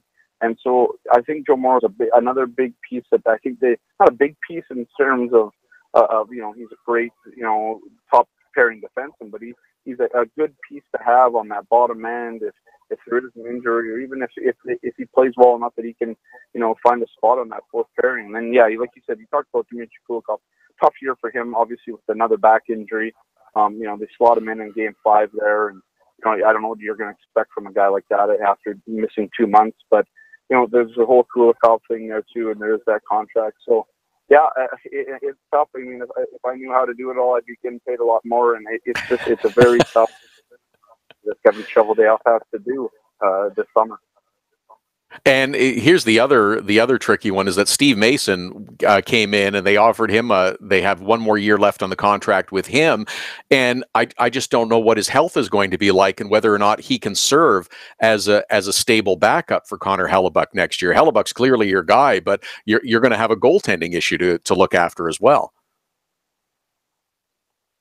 Yeah, I mean, you cross your fingers for Jets management that Steve Mason doesn't have 2 concussions and lower body injury, and I think he said as well he had something wrong with his shoulders too. So there's so many things that he had a bad year. I mean, that's an awful year personally for him, just injury wise, and then obviously hockey wise. I mean, just the first 2 games he didn't do well, and then that was kind of the lasting impression that Steve Mason has left on this city so far on the fan base is he hasn't put a lot on tape for a lot of people to kind of go, this is the goalie that, they tried to sign last year as the number 1.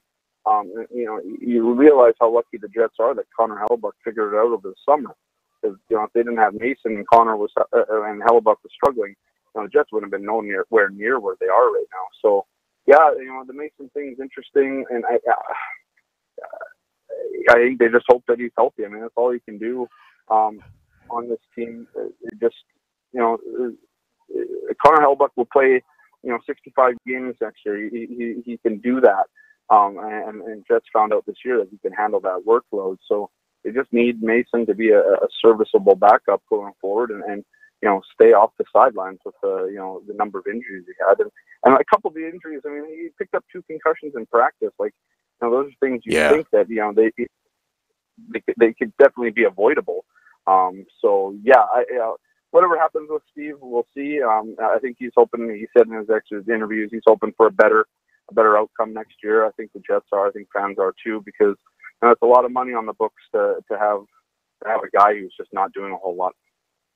Yeah, true enough. That's Scott Billeck from NHL.com and the Winnipeg Sun covering the Winnipeg Jets. At Scott Billeck is how you follow him on Twitter. It was great having you this season, Scott. Look forward to talking to you again soon, and we'll be keeping an eye on what happens with the Winnipeg Jets. Thanks for the time.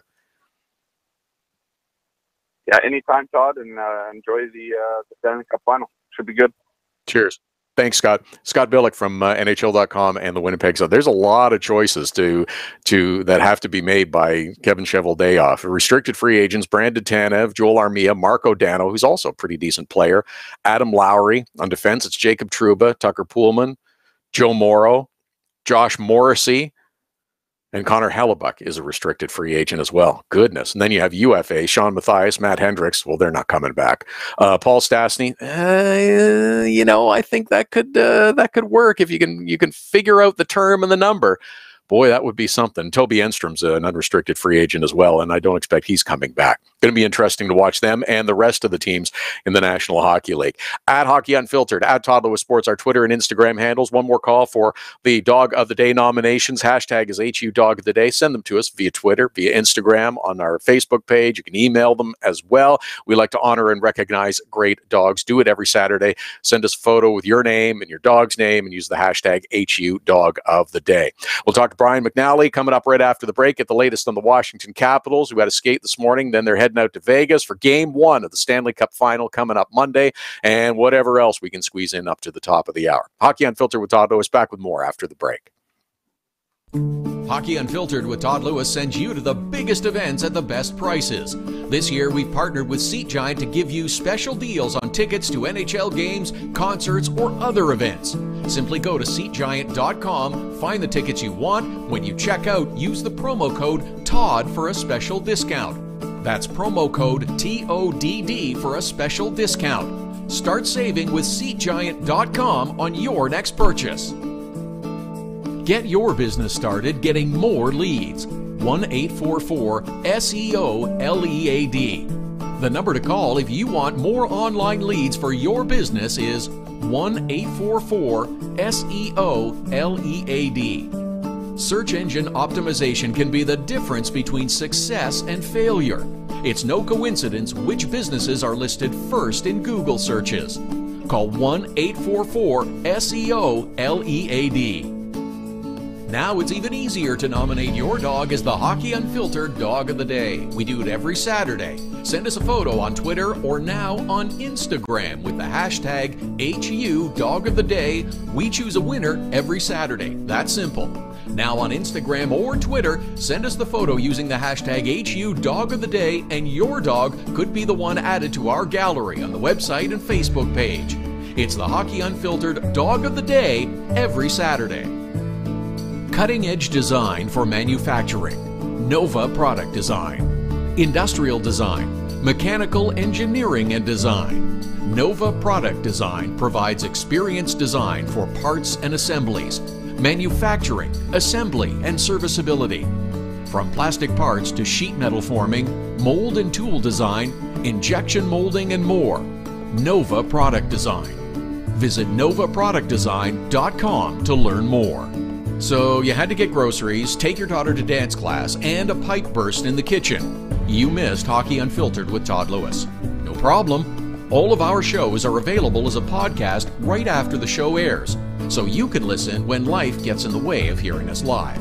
Subscribe through iTunes and get alerts as soon as the podcast is available, or go to our website, hockeyunfiltered.com, and listen. Plus, check out the other cool stuff. The Hockey Unfiltered with Todd Lewis podcast. Subscribe now through iTunes.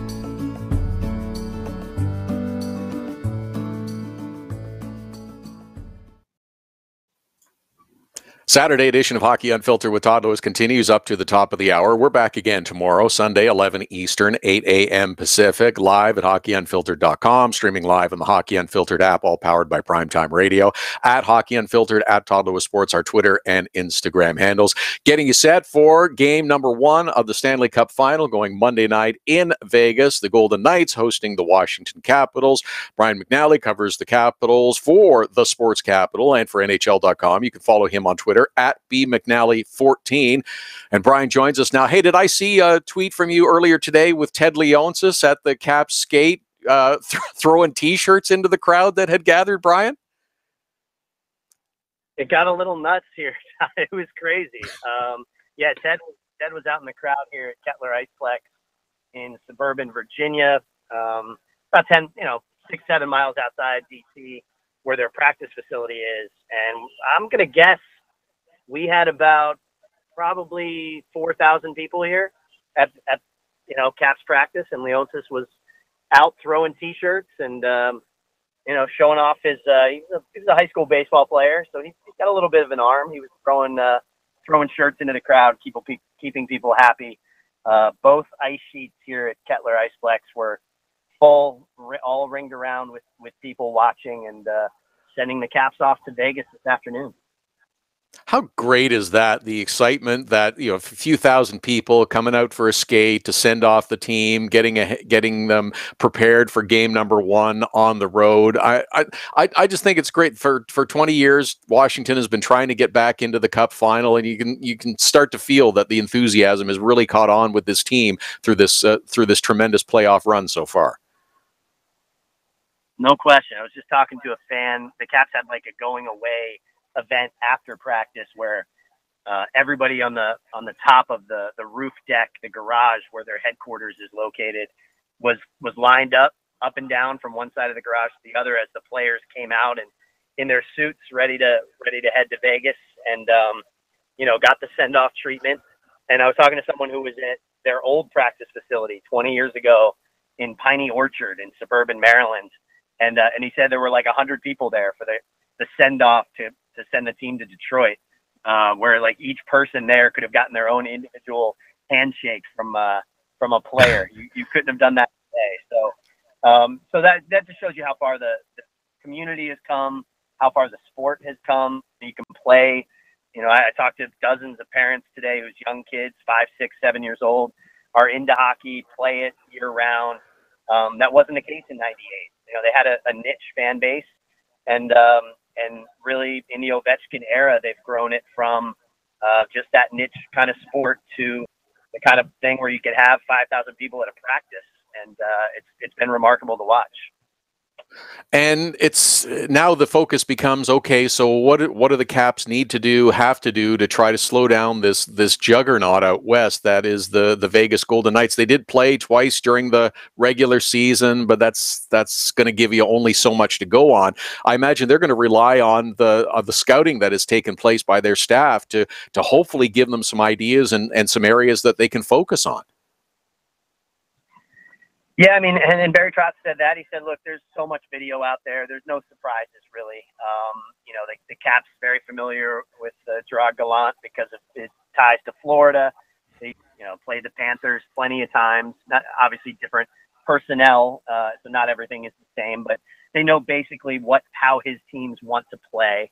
And then all the story. I mean, how many great storylines are there here with George McPhee, college roommates of Brian McClellan, the two GMs. George essentially built this Caps, or most of this Caps roster, at least a core group that's been here for a decade. And you know, he and McClellan were good friends, and I think there were some hard feelings when Brian took the job after George was let go after the 2014 season, and you know, had a long run here, and all those ties. You know, Nate Schmidt playing for Vegas, taken in the expansion draft. Cody Eakin was once a top Caps prospect, traded, it seems like forever ago, for Mike Ribeiro because, believe it or not, the Caps didn't have a second-line center. All those storylines are just fantastic to kind of contemplate. And in terms of the on-ice stuff and the X's and O's, you know, Barry Trotz was pretty adamant that wouldn't be an issue, that these two teams can scout each other enough that within a game they'll pretty much know what the other team is about.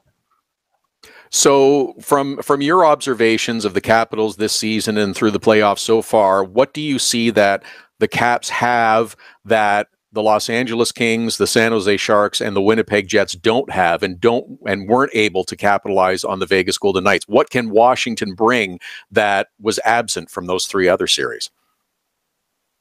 It's a really interesting question because I think on the surface you would say they're similar teams, right? Like LA, if I remember, LA really just wanted to beat up on the Knights, like take advantage of some of their smaller players, take advantage of the fact that they don't necessarily have a big bruising blue line and all that, and it really didn't work, right?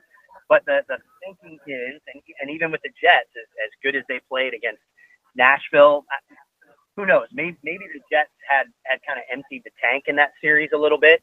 And you could make the same argument about the Caps. I mean, they have had 3 emotional, long series with, you know, slaying Pittsburgh finally, you know, digging that 0-2 hole against Columbus, the comeback against Tampa.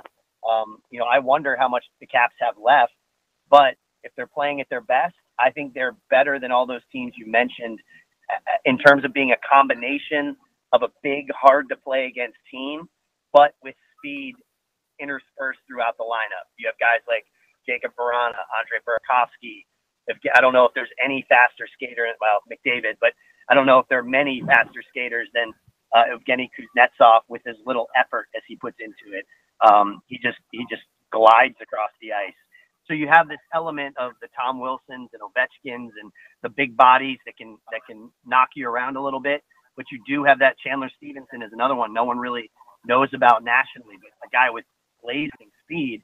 And all of this, I think, may give the Caps a little bit better chance to match up with Vegas than certainly the Kings and Sharks, but maybe even the Jets as well, that they have that element to their game that probably wasn't there when they were a little bit older team the past 2 seasons, even though they were a better team.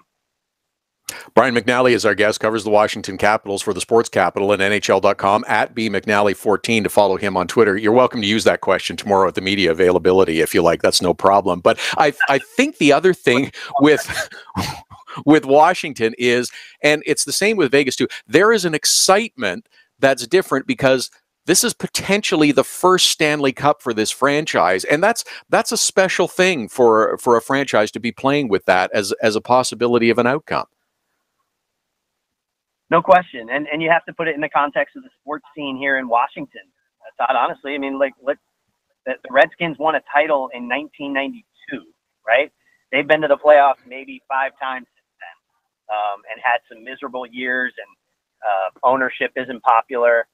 The Wizards have, for most of my lifetime growing up here as a native Washingtonian, the Wizards have been irrelevant, a lot of those years. I'll say that. They've been better lately, but still not championship quality. And the Nationals have given the Caps a run for their money in terms of postseason heartbreak, right? They've lost 3 Game 5 potential advancement games at home in the last 6 years. So last 5 years, I guess. So you have all of this, a generation essentially of heartbreak, and people who grew up in Washington who are under, say, 35, they don't remember the Redskins' glory days, and they don't know what it's like to have a championship team. And I think that's why you're seeing this kind of outpouring with the Caps, because the Caps are the ones that always can't. I've always said this, like the great tragedy of the Caps isn't that they lose or they're irrelevant. It's that they almost win, that they always get to Game 7 and just can't quite get over the hump. And they did it in 98, and that was great, but that was an older team and really on its last legs. And they didn't sustain that, and that eventually rolled into the Ovechkin rebuild. And now this team, you still feel like they've been banging on the door for 10 years here, and people have been along for the ride. And so there's an emotional connection, I think, to this team.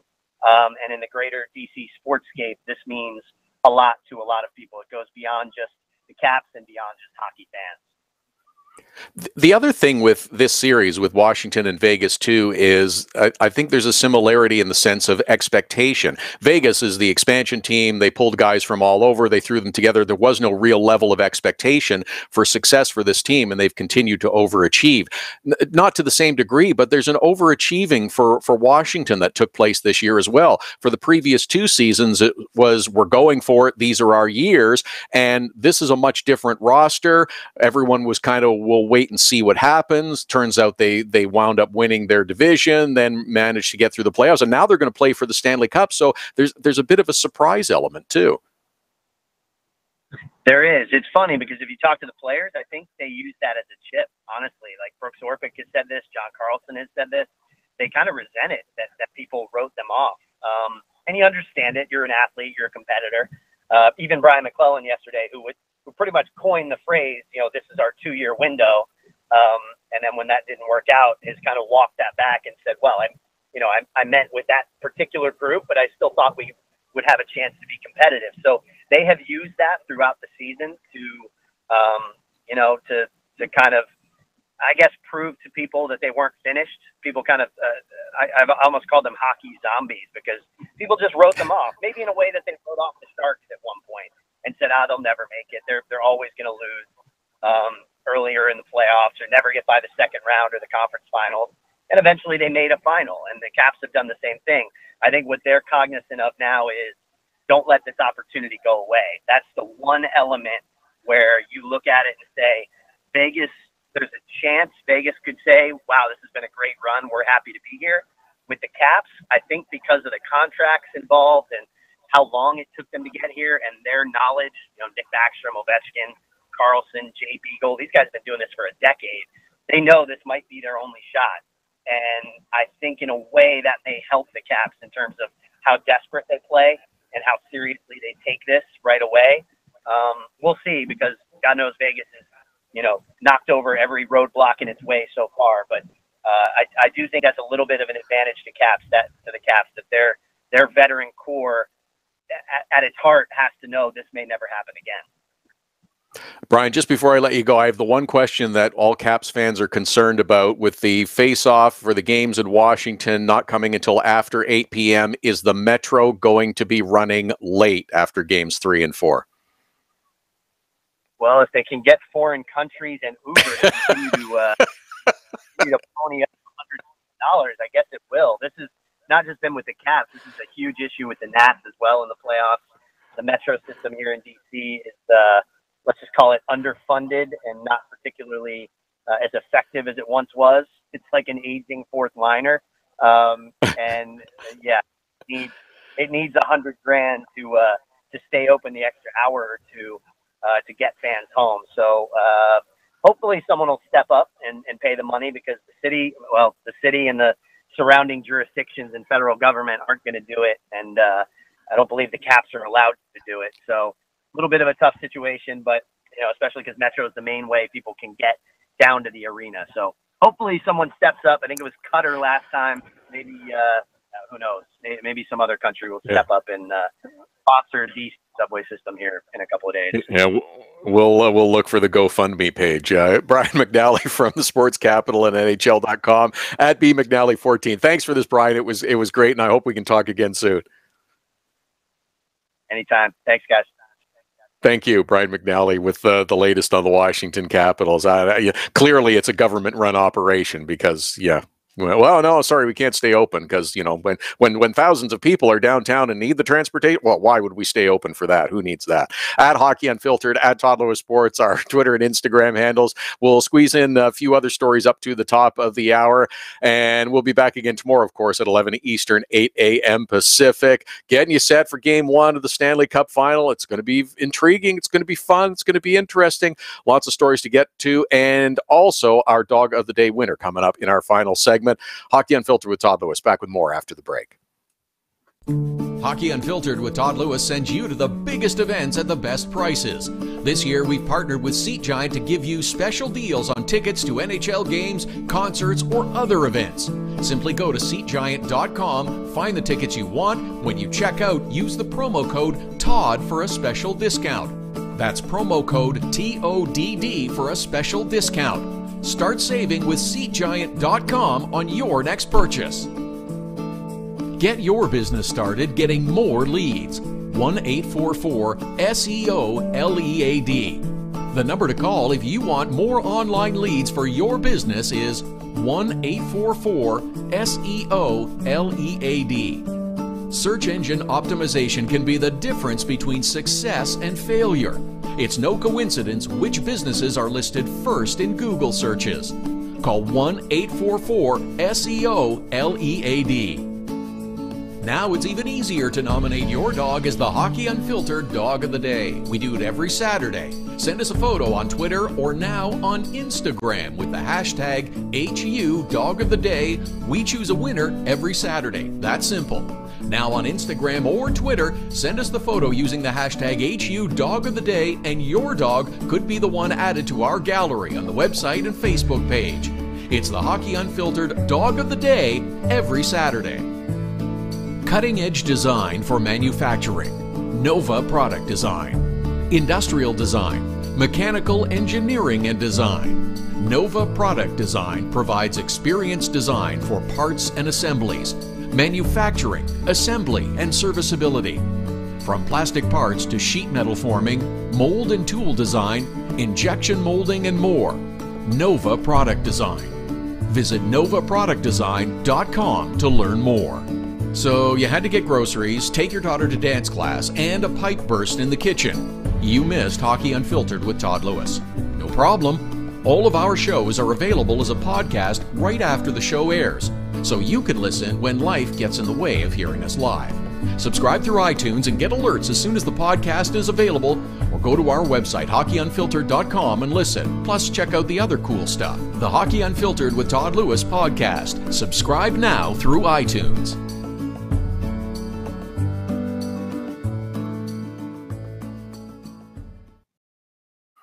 Fun show today. Really enjoyed it and looking forward to another 2 hours coming up on Sunday. Hockey Unfiltered with Todd is back tomorrow at 11 a.m. Eastern, 8 a.m. Pacific at hockeyunfiltered.com, streaming live on the Hockey Unfiltered app. Don't forget our podcasts as well, available on our website. You can subscribe through iTunes and iHeartRadio. Of course, they stream through the Hockey Unfiltered app as well. And that includes our midweek podcast. We call it the Little Saturday podcast because it's a little bit of our program in the middle of the week, a bit of weekend in the middle of the week. So we've dubbed it the Little Saturday podcast, just a way of keeping the hockey conversation going because there is always stories to examine and look at. I got a whole bunch of stuff that I have not been able to get to today, because a lot's been happening in the hockey world the last little while. So we'll try and squeeze in a couple of things before the top of the hour, but we will dive into a whole bunch of other things on our Sunday program. Again, 11 Eastern, 8 a.m. Pacific, live at hockeyunfiltered.com and streaming live on the Hockey Unfiltered app, all powered by Primetime Radio. I mean, Edmonton Oilers have some new coaches. There's lots of management and news that's taking place with different teams. Everybody, even though they are not participating in the postseason anymore, everybody's now kind of looking ahead that, you know what, in just a few weeks, we're all going to gather in Dallas and there's going to be the NHL entry draft. And undoubtedly, there will be some choices and decisions about players that are made, about whether they're going to continue with their current team or whether they're going to be moved to other teams. So this is just kind of the start of the pot bubbling on trade ideas and speculation. Now, some of it has a foundation. Some of it is almost literally flinging poo at the wall to see if it sticks, or more accurately, gets clicks onto stories and websites. So we'll dive into a whole bunch of that and more. We will get a lot more info on the Stanley Cup final coming out over the next couple of days as well. Sunday is Media Day in Vegas. It'll be taking place as they do for all the major sporting events, where they bring all the players in and everybody asks questions, and Barry Trotz and Gerard Gallant will get asked about their situations with Vegas and how Gerard Gallant managed to land in Vegas after being ousted in Florida, and Barry Trotz not having a contract beyond this year. How can that be? Wasn't getting a contract at the beginning of the year. The deal was, we're going to figure it out after the season. Well, the season hasn't ended yet. Why would you think that contract discussions for Barry Trotz were going to take place in the late stages of the regular season when playoff success was a key? And when you're in the playoffs, yeah, okay, Barry, you know what? After you have the practice today, why don't you stop by the office, you and your agent, and we'll talk about your contract going forward? Not gonna happen. That's going to take place after the season. And if you're Barry Trotz, like a player banking on themselves having a good season, Barry Trotz has done the same thing. Yeah, he has confidence in his talent and his ability. And I think it also helped him relax just a little bit, thinking, you know what? Can't worry about it. There's nothing I can do about it. Just go out, be the coach that you can be, and let's see what happens with the team. And it sure seems like it's worked out pretty well for the Washington Capitals. Alex Ovechkin getting to play in his first Stanley Cup final. He's going to be the lovable veteran that everyone will rally around, and there will be stories and discussions of, oh, hey, let's win one for Ovi. He's been at this a long time and finally got a chance to go to the final. There'll be a little bit of that. And on the Vegas side, there's going to be a whole bunch of stories as well. The misfits. Marc-Andre Fleury, who wound up in Vegas after winning cups with the Pittsburgh Penguins, maybe has a chance to be the only one to win 3 in a row. Going to be interesting. We'll be back again tomorrow morning, 11 Eastern, 8 a.m. Pacific. Got to tell you about our Dog of the Day winner. We do it every Saturday again. We look forward to your nominations for the Hockey Unfiltered Dog of the Day. Next Saturday, use the hashtag HU Dog of the Day. Send them to us via Twitter, via Instagram, email, post them on our Facebook page. This week's winner is Haley. Nice, cute little pooch from @ChatsWithJoanne. Just resting, getting ready for the start of the Stanley Cup final on Monday. We are too, and we'll be back to talk more about it on Sunday, 11 a.m. Eastern. Enjoy a great Saturday. Back with you again Sunday morning at 11 Eastern, 8 a.m. Pacific. Hockey Unfiltered with Todd Lewis sends you to the biggest events at the best prices. This year, we've partnered with Seat Giant to give you special deals on tickets to NHL games, concerts, or other events. Simply go to SeatGiant.com, find the tickets you want. When you check out, use the promo code TODD for a special discount. That's promo code TODD for a special discount. Start saving with SeatGiant.com on your next purchase. Get your business started getting more leads. 1-844-SEO-LEAD. The number to call if you want more online leads for your business is 1-844-SEO-LEAD. Search engine optimization can be the difference between success and failure. It's no coincidence which businesses are listed first in Google searches. Call 1-844-SEO-LEAD. Now it's even easier to nominate your dog as the Hockey Unfiltered Dog of the Day. We do it every Saturday. Send us a photo on Twitter or now on Instagram with the hashtag HU Dog of the Day. We choose a winner every Saturday. That's simple. Now on Instagram or Twitter, send us the photo using the hashtag HU Dog of the Day, and your dog could be the one added to our gallery on the website and Facebook page. It's the Hockey Unfiltered Dog of the Day every Saturday. Cutting-edge design for manufacturing. Nova Product Design. Industrial design. Mechanical engineering and design. Nova Product Design provides experienced design for parts and assemblies, manufacturing, assembly, and serviceability. From plastic parts to sheet metal forming, mold and tool design, injection molding, and more. Nova Product Design. Visit novaproductdesign.com to learn more. So you had to get groceries, take your daughter to dance class, and a pipe burst in the kitchen. You missed Hockey Unfiltered with Todd Lewis.